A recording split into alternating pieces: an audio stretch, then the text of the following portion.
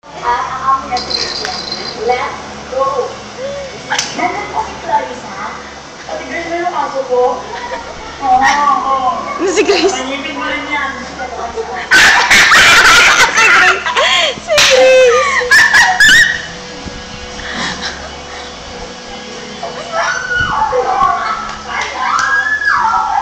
Oh, si Ate Lisa. Ate Lisa, oh.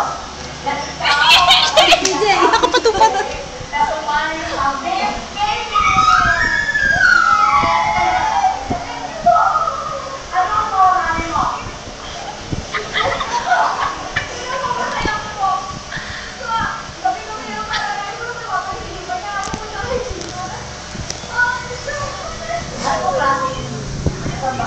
Kasi PJ nakapanty lang. Ate Lee! Parang hindi na Yan. alam ko na yan. Hey, PJ! Ibang tulong niya sa akin. Dahil may nagtulong binigay na po niya sa akin lahat. Sa pamilya ko, para po sa akin. Nakikita ko very honest kasi siya. Talagang napapagkatiwalaan namin siya in everything. Buti nga sa kami po, tulad nila na ang mga mabait. Kung manalaman ko sa Miss Katie, anong gagawin mo sa pera? How happy? Tulong ko po siya sa magulang ko. Ano ang gagawin mo para handa? Mag-practice po Sa ako. Ate San? Ito na mga kalaban nyo. Ate Liz.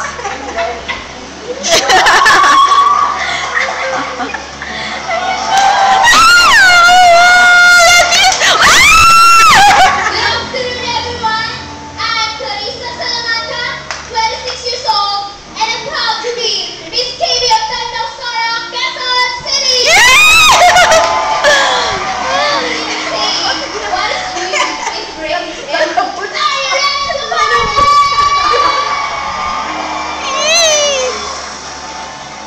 First I was worried, I was petrified, thinking I could live without you by my side. Then I spent so many nights thinking how it is wrong, and I was strong, and I was having a from my face, just to remember now. No more thing, Patay.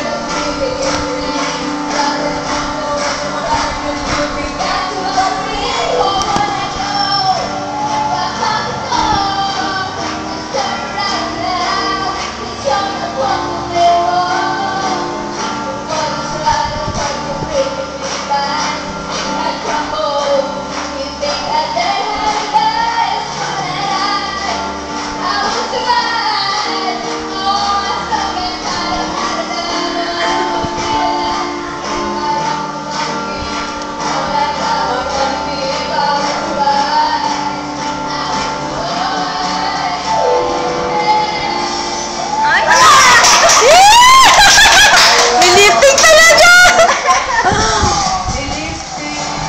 Okay. Ali! Parang nakakahiya kay Clarice. Alam mo, magtanggal tayo ng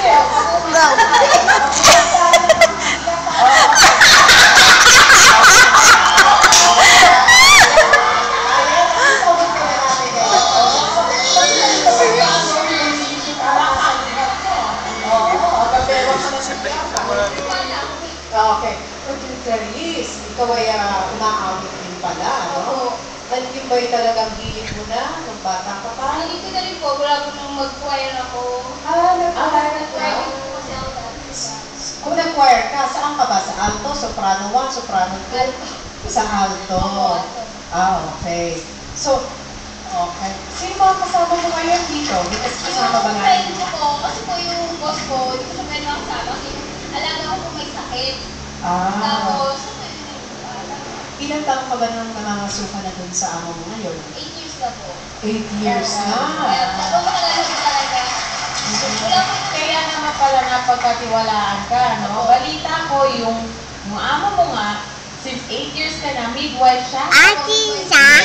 Ikaw yung tumutulong sa kanya. Ako po yung tumutulong sa kanya.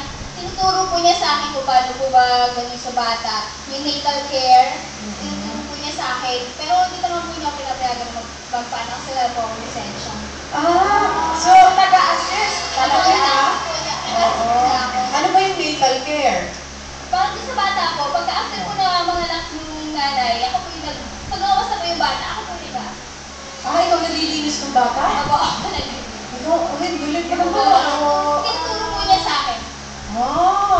Napakahusay mo, ha? At saka talagang magaling ka umawak ng bata kasi siyempre bagong-bago labas yun, di ba? Fragile yun, delicate pa talaga yun. Okay. Balita namin, ayan na, iiyak pa yung bata. Ay, grabe yun. Ang dami bata. Balita kasi namin, panganay ka sa magkakapatid. Wal po kami. Bali, 10 po kami. Okay. Kasi, 10 kami, tapos na yung dalawa po, matay na. Ay, bakit? Kasi, Okay. ako po yung panganay. Tapos, yung isa po namatay ko sa bro ko. Ako, bro ko. Yung isa naman ako yung nanay ko. So hindi ngayon ikaw ang namatay yung pangalan mo sa pamilya. Okay. Ito naman ang sitwasyon mo ngayon. Sa katulad ng ginawa ni Cory, sumagot din siya sa amin ng sitwasyon, okay? Ganito ang mangyayari, ha? Kung sakali man, ha? Na bawal pa, may inaalagaan pang bata, di ba? Babae siya. Isipin na natin kung parang mga lalaki na sila. Bawal pa silang mag-boyfriend. Yung amo mo. Minsan, may dumadong sa bahay ang boyfriend nito. Kung biglang dumating ang mga amo mo, sinabi ng anak nila na jowa mo, yung lalaki. Sinabi ikaw daw, yung jowa, hindi sila. Ano gagawin mo? Gusto ko po ng alaga ko.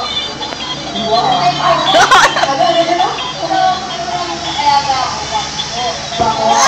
Papayag po ako pag sa akin. Pero gusto ko naman po sana, pag boyfriend po siya, papalam niya po sa akin. Kasi papalam ko rin naman po sa nanay niya. Ay, paano ko sinabi sa'yo nung kaya-alagaan mo, ate, huwag mo sasabihin sa mami, ha, secret natin itong gawa mo. Kung hindi, magagalit ako sa'yo. Kasi naman po, kung may nangyari po masama sa kanya, ako po sisi eh. Hindi ako po yung nag-aalala sa bata. Tama. Magaling. Ay, sasabihin Magaling. mo sa amo mo. Panalo. So, pag dumating yung amo mo doon, at may lalaki doon, sinabi ng dalaga mo, jowa mo ni Ate Clarice yan. Ano sasabihin mo? Kasi gawa ko yun. Opo, gawa ko yun natin. Iyon ka naman po siya. Mapahiya. Ay, magagalit naman na hindi ko ako. Oo. Hindi lang po siguro. Buhay na hindi ko. Okay. Andito na si Kai. Oy, Kyle, libre mo yan, ha? Bakit hindi naman po mapahiya yung wala ba akong babae? Ayun nga, pahiya naman. Yung jowa.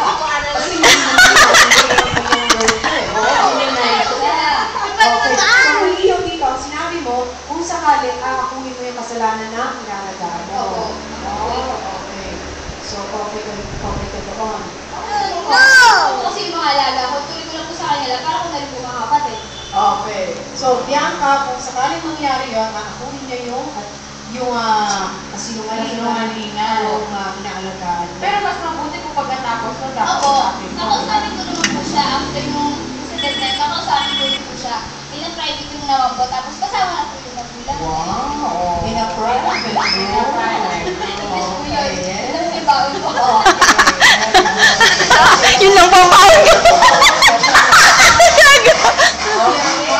Ito na po ang criteria for judging. Kailangan 50% ang same-home ng talent, 30% ang nakabilib ng personalidad, at 20% ang nababaliwan ng audience. Pinag-iiwan 100%. Naman yung tayo. Meron tayong consolation prize na 5,000 pesos at kung sino man ang tatanungin natin Miss Jenny para sa araw na ito ay tatanggap ng dumating na 5,000 pesos! At ang tatanungin natin Miss KB for today ay babalik naman para sa ating monthly final para makaharap niya ang iba nating mga Miss KB. Kaya po dito, angin natin ang ating dalawang Miss KB for today.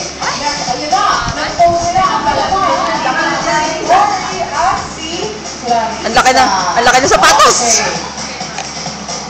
Yes na. Ayan. It's so Sana tay man lang.